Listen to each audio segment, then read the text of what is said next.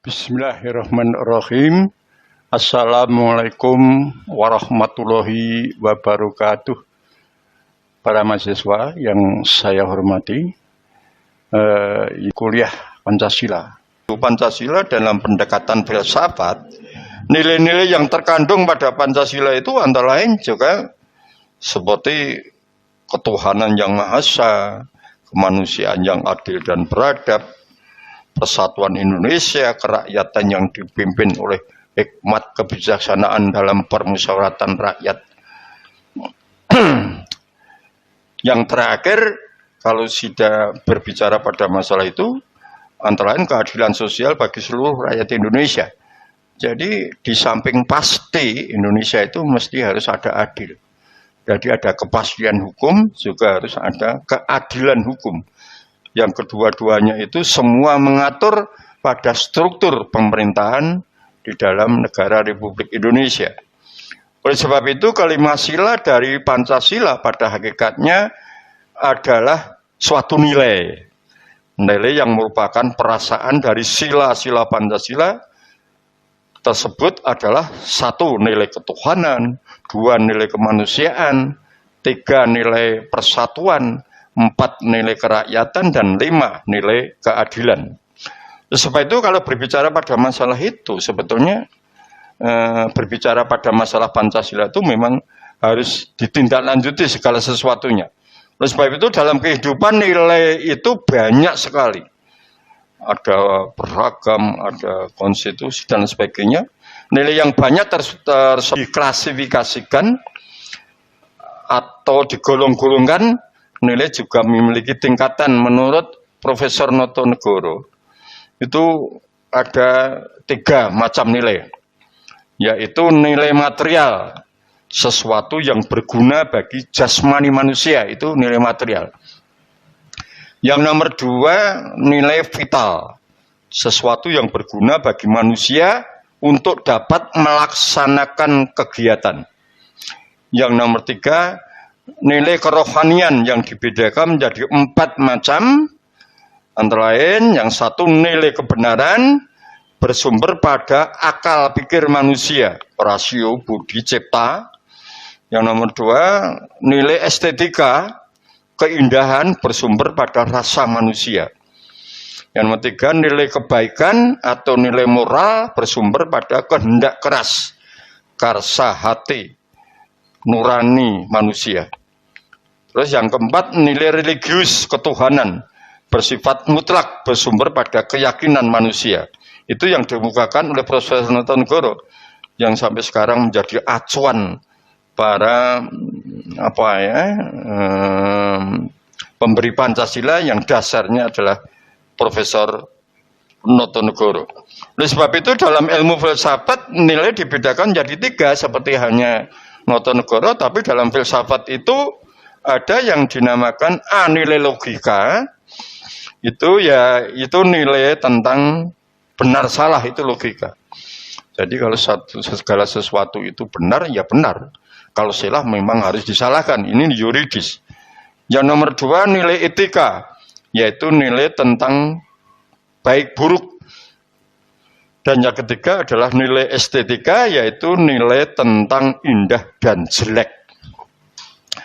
Oleh sebab itu kalau saya berbicara pada masalah menurut Notonegoro dan sebagainya, menurut filsafat, itu segala sesuatunya ada nilai-nilai.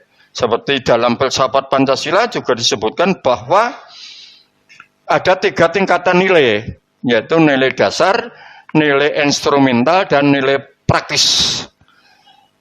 Nilai dasar itu adalah nilai yang mendasari nilai instrumental. Nilai dasar yaitu asas-asas yang kita terima sebagai dalil yang bersifat sedikit banyak mutlak. Kita menerima nilai dasar itu sebagai sesuatu yang benar atau tidak perlu dipertanyakan. Yang nomor 2, nilai instrumental, yaitu nilai sebagai pelaksanaan umum dari nilai dasar.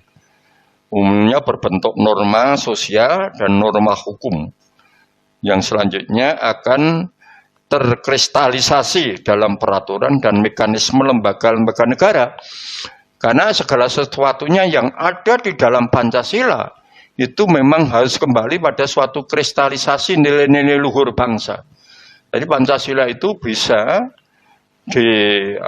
menjadi tolok ukur kemerdekaan bangsa Indonesia, menjadi dasar filosofis. Itu kalau semua adalah mengaduk pada kristalisasi bangsa Indonesia. Ada ketuhanannya, ada kemanusiaannya, ada kerakyatan, persatuan, dan keadilan. Itu semua adalah nilai-nilai kristalisasi antara satu dengan yang lain yang tidak akan dipisah-pisahkan. Yang ketiga nilai praktis, yaitu nilai yang sesungguhnya kita laksanakan dalam kenyataan. Nilai praktis sesungguhnya menjadi batu ujian, apakah nilai dasar dan nilai instrumental itu benar-benar hidup dalam masyarakat Indonesia. Oleh sebab itu kalau saya berbicara pada masalah itu, nilai-nilai dasar dari Pancasila tersebut adalah nilai ketuhanan, ya, nilai kemanusiaan, nilai persatuan, nilai kerakyatan, dan nilai keadilan sosial. Secara singkat dinyatakan bahwa nilai dasar dari Pancasila adalah nilai ketuhanan, nilai kemanusiaan, nilai persatuan, nilai kerakyatan, dan nilai keadilan. Oleh sebab itu nilai-nilai Pancasila tersebut termasuk pada nilai etik atau nilai moral. Bahkan nilai-nilai dalam Pancasila termasuk dalam tingkatan nilai dasar. Nilai ini mendasari nilai berikutnya yaitu nilai instrumental. Nilai dasar itu mendasari semua aktivitas kehidupan bermasyarakat, berbangsa, dan bernegara. Nah, nilai dasar inilah yang bersifat fundamental di dalam kehidupan bangsa Indonesia. Itu antara lain. Oleh sebab itu kalau berbicara pada masalah itu, sebetulnya kita harus ada mewujudkan nilai Pancasila sebagai norma bernegara lah ini. Karena kepentingan nilai-nilai moral di dalam persatuan bangsa, kesatuan bangsa, itu mesti mewujudkan nilai Pancasila sebagai norma bernegara. Ini ada hubungannya antara nilai dengan norma. Norma atau kaidah adalah aturan pedoman bagi manusia dalam berperilaku sebagai perwujudan dari nilai. Oleh sebab itu saya katakan nilai ini sangat fundamental di dalam kehidupan bangsa. Karena bagaimana juga nanti Anda pasti akan dibarengi dengan adanya suatu nilai. Entah itu nilai kesederajatan, entah itu nilai kepahaman, entah itu nilai intelektual, semua harus dibarengi dengan suatu nilai. Oleh sebab itu dengan demikian pada dasarnya norma adalah perwujudan dari nilai. Ya, tanpa dibuatkan norma, nilai-nilai tidak bisa praktis, artinya tidak mampu berfungsi konkret dalam kehidupan sehari-hari.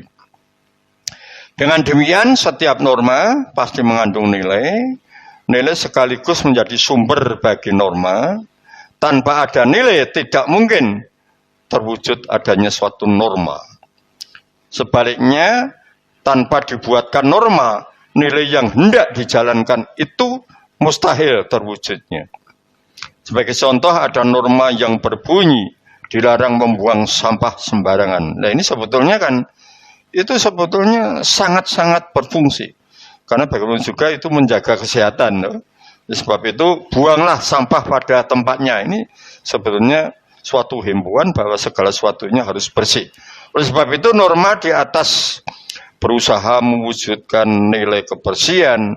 Dengan mengikuti norma tersebut diharapkan kebersihan sebagai nilai pada terwujudnya dalam kehidupan ada norma lain, misalnya ada berbunyi dilarang merokok. Nah ini sebetulnya itu di mana-mana ada ya.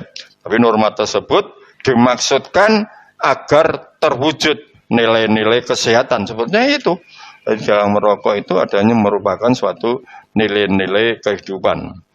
Nah, oleh sebab itu saya berbicara pada masalah-masalah itu sebetulnya berkaitan antara nilai, Pancasila, norma, dan sebagainya. Di era sekarang ini, tampaknya kebutuhan akan norma etik untuk kehidupan bernegara masih perlu, bahkan amat penting untuk ditetapkan. Hal ini terwujud dengan keleluasan kehidupan bangsa, adanya suatu ketetapan Majelis Permusyawaratan nomor 6 MPR, garis miring 2001, itu tentang etika kehidupan berbangsa, bernegara, dan bermasyarakat. Dinyatakan bahwa etika kehidupan berbangsa, bernegara, dan bermasyarakat merupakan penjabaran nilai-nilai Pancasila sebagai pedoman dalam berpikir, bersikap, dan bertingkah laku yang merupakan cerminan dari nilai-nilai keagamaan dan kebudayaan yang sudah mengakar dalam kehidupan masyarakat. Oleh sebab itu, etika kehidupan berbangsa, bernegara, dan bermasyarakat ini bertujuan untuk satu, memberikan landasan etik moral bagi seluruh komponen bangsa dalam menjalankan kehidupan kebangsaan dalam berbagai aspek. Yang nomor 2, menentukan pokok-pokok etika kehidupan berbangsa, bernegara, dan bermasyarakat. Yang nomor 3, menjadi kerangka acuan dalam mengevaluasi pelaksanaan nilai-nilai etika dan moral dalam kehidupan berbangsa, bernegara, dan bermasyarakat. Nah, adapun etika kehidupan berbangsa itu tadi meliputi sebagai berikut. Yang nomor 1 adalah etika sosial dan budaya. Nah, ini etika ini bertolak dari rasa kemanusiaan yang mendalam dengan menampilkan kembali sikap jujur, saling peduli, saling memahami, saling menghargai, saling mencintai, dan tolong-menolong di antara sesama manusia dan anak bangsa. Oleh sebab itu, kalau bertitik tolak pada masalah etika sosial dan budaya, etika ini dimaksudkan untuk menumbuhkan dan mengembangkan kembali kehidupan berbangsa dan berbudaya dengan menggugah, menghargai, dan mengembangkan budaya lokal dan nasional serta menyiapkan budaya yang dimaksud untuk mampu melakukan adaptasi dan tindakan proaksi sejalan dengan tuntutan globalisasi. Untuk itu dibutuhkan ketahanan budaya, kemampuan adaptasi, dan kreativitas budaya dari masyarakat. Segala bentuk kemajemukan harus dipadukan sebagai satu kesatuan yang utuh, harmonis, damai, sejahtera, dan maju. Yang nomor 2, etika pemerintahan dan politik. Nah, ini sebetulnya kalau kita berbicara pada masalah itu, memang kehidupan bangsa Indonesia tidak bisa lepas dari itu, ya. Ada etika sosial, ada etika budaya, ada etika ekonomi, tapi juga ada etika pemerintahan dan politik.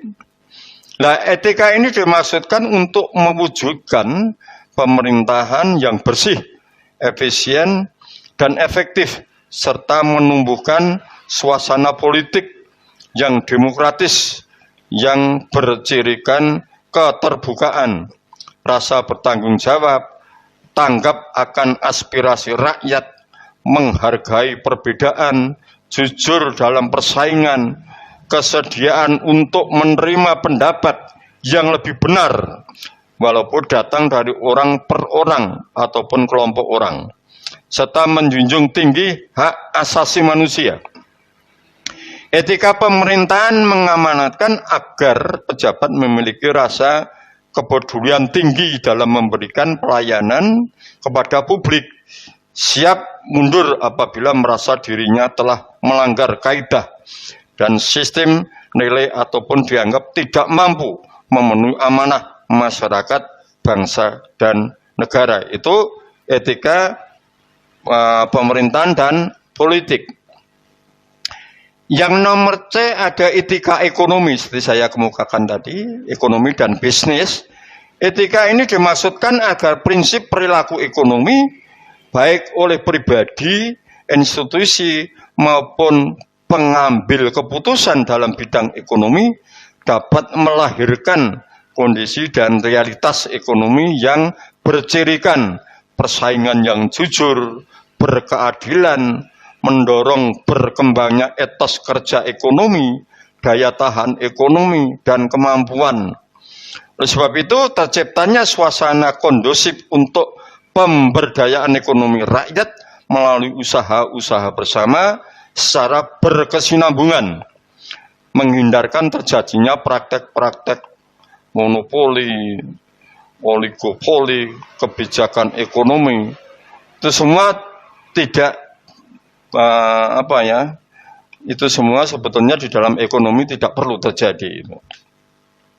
Oleh sebab itu dalam hal ini ada etika penegakan hukum dan berkeadilan. Ini saya dengung-dengungkan bahwa etika penegakan hukum dan berkeadilan itu adalah etika ini dimaksudkan untuk menumbuhkan kesadaran bahwa tertib sosial, ketenangan, dan keteraturan hidup bersama hanya dapat diwujudkan dengan ketaatan terhadap hukum dan seluruh peraturan yang ada. Oleh sebab itu, keseluruhan aturan hukum yang menjamin tegaknya supremasi hukum sejalan dengan dan menuju kepada pemenuhan rasa keadilan yang hidup dan berkembang di dalam masyarakat. Dengan demikian, etika ini meniscayakan penegakan hukum secara adil, perlakuan yang sama dan tidak diskriminatif terhadap setiap warga negara di hadapan hukum dan menghindarkan penggunaan hukum secara sebagai alat kekuasaan. Itu antara lain tuh yang terakhir ini masalah etika keilmuan dan disiplin kehidupan. Ini juga sangat-sangat dijunjung tinggi oleh martabat bangsa Indonesia bahwa etika keilmuan dan disiplin kehidupan itu tidak bisa lepas dengan eksistensi manusia di dalam menciptakan peradaban manusia di dalam kehidupan berbangsa dan bernegara.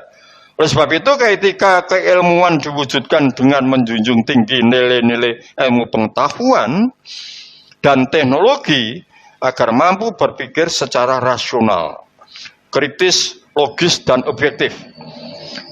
Etika ini ditampilkan secara pribadi maupun kolektif dalam perilaku gemar membaca, belajar, meneliti, menulis, membahas, dan kreatif dalam menciptakan karya-karya baru, serta secara bersama-sama menciptakan iklim kondusif bagi pengembangan ilmu pengetahuan dan teknologi.